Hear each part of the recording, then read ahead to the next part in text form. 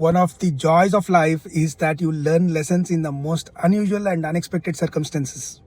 I have always had this itch of learning one musical instrument.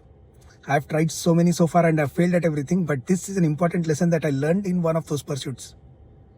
The year was 2008 and I got really passionate about playing the clarinet.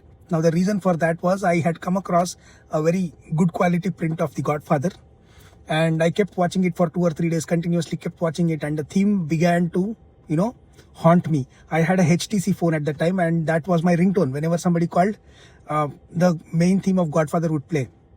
And that tune was played on the clarinet. So I thought I will learn to play the clarinet.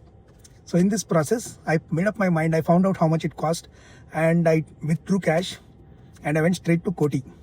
And as I was entering the shop, I had only one thing in my mind, the image of me playing the clarinet, and on that I was playing the Godfather theme.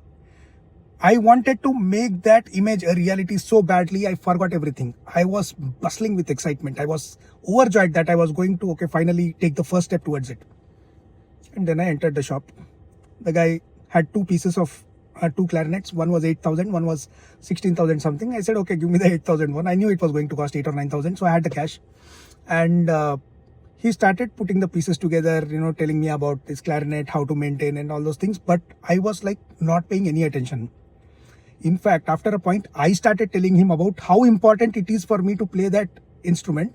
And somehow the conversation went toward the movie Godfather. Then I got so passionate. I said like Francis Ford Coppola, Marlon Brando, and then there is Al Pacino and Mario Puzo, the story of how that script, and then the first it was a novel, then it was a script, then it's like a gangster movie, this and that and this and that. I kept talking and talking and talking. After 3 to 4 minutes, that man asked me, "Ye picture mein hero Salman Khan hai kya?" The slap that I felt on my face that day, I will never forget that. That is a very important lesson. The lesson was to read the room. What conversation are you having is as important as who are you having it with. That man is right in his position. He will ask if the hero was Salman Khan because that is the cinema he knows. It is up to you to judge beforehand and decide how much passion you want to pour into the conversation. You can't keep talking about all those things which he may not understand, may or may not understand. There's no disrespect here. I'm not disrespecting him. But when you pour out your passion, it is your energy. It is important that you conserve that energy and use it only where appropriate and when appropriate. All the passion about cinema or any subject for that matter is of no use if you're pouring it in the wrong room.